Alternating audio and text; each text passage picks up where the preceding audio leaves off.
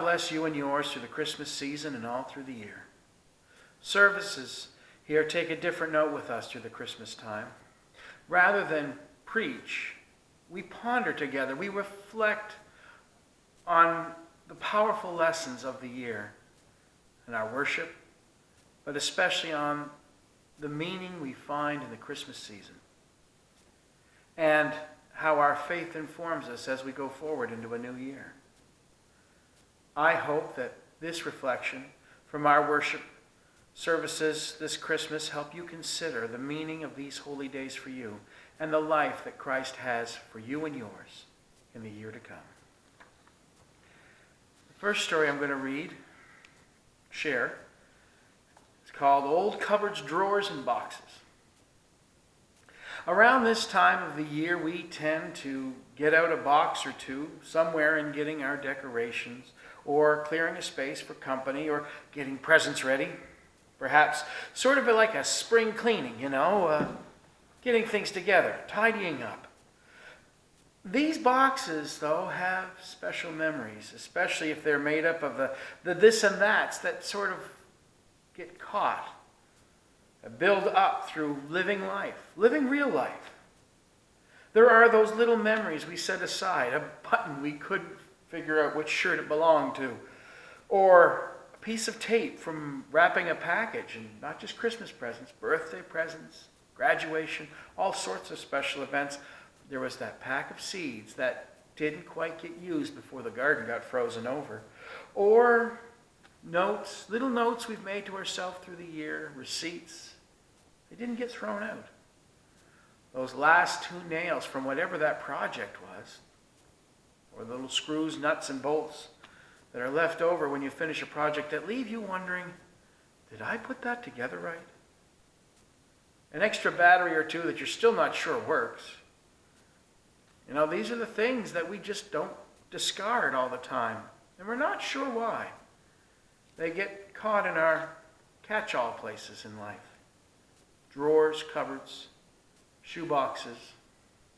Or maybe they're things like cards, those thank you cards, birthday cards, special occasions that are marked by little notes and cards that we don't get rid of.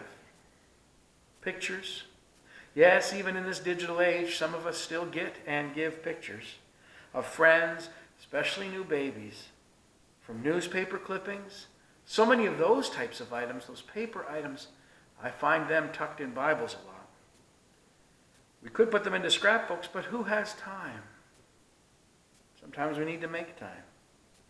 Yeah, this catch-all, whatever it is, shoebox or Bible, needs to be looked through every once in a while, filtered out, perhaps even used. We're not finished with whatever it is we're holding on to. We just don't know what to do with it, so it ends up stuck in that catch-all place. And then comes a day when we cannot find that thing. We're not even sure what it is. We need it. We're in the middle of a project and it just won't come together without that little piece of ribbon. That right kind of tack. That bolt. I know I have a bolt that size and it's in the drawer. That drawer gets opened and the all sorts come out, and there among the discards from the rest of our life is the key thing we need. There nothing is wasted. There's the answer we're looking for. There our mystery is solved of why we needed to hold on to that one item. And there are those days when we're just fumbling around. And we come into those old boxes or those old drawers, and for no better reason than we just decided to see what was in there for a moment, we find a whole new project, a whole new direction in that day. There's purpose in these things. But they serve no purpose. They are indeed junk if they never get looked at. We need to come to them every once in a while to reflect back on what the year, what the time and past has given us, and what its purpose is in the here and now. Whether we can foresee any possible maybe use. But we need to try it out. We need to not automatically, I don't have a use for it now, so it must never be of use. Not just throw these things away, because What if that was you? And what I mean is, in God there is no junk. Oh, you may feel a little useless in God's kingdom.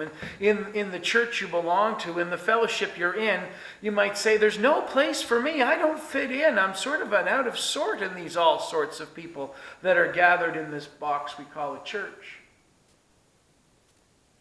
But God has a use for you. Let yourself shuffle about for a while, and a use will become evident. It's okay to have, if your life feels like a drawer full of jumbled junk, just don't leave it at that.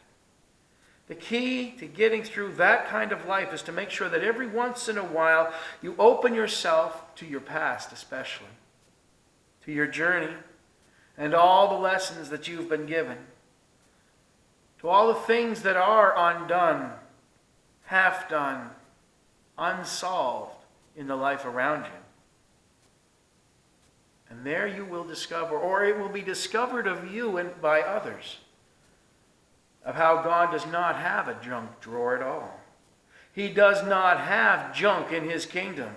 God has a purpose for every one of us at a right time, whether we believe it or not, whether we choose to realize it or not. God looks into our lives and sees potential and possibilities and asks us to try and see the same. All the odds and ends covered is not some junk drawer. It's one of those places in life where we discover our need for forgiveness.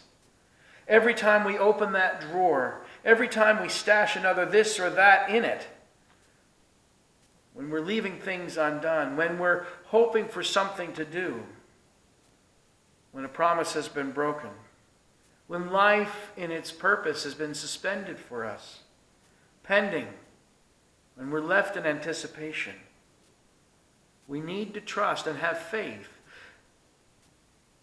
that there is some use, some point in all of this yet. We're living and breathing for a reason. It might not yet be evident. This might not be the season for your gift's use, but the season is coming. It always is coming.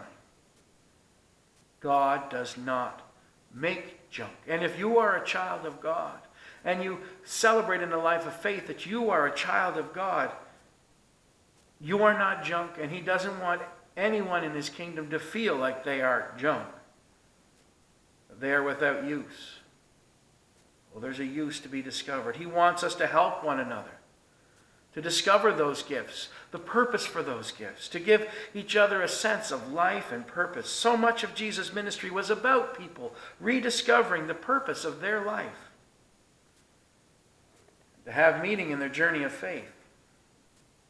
You know, when Jesus was born in Bethlehem, shortly after the kings came, and they brought to his cradle gold and frankincense and myrrh. What does a baby need with gold? Frankincense, for that matter. It's nice to scent a cradle, but this is a bit much. This is the incense of prayers. And myrrh, it's a little more than baby ointment.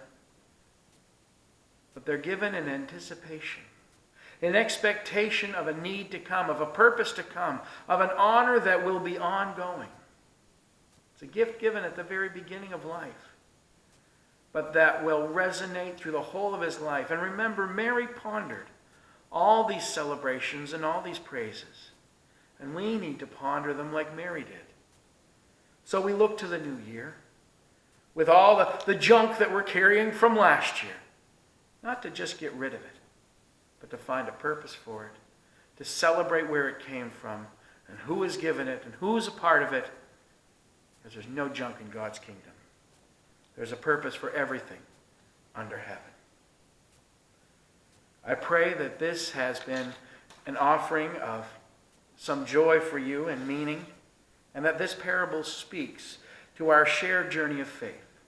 God bless, and Merry Christmas.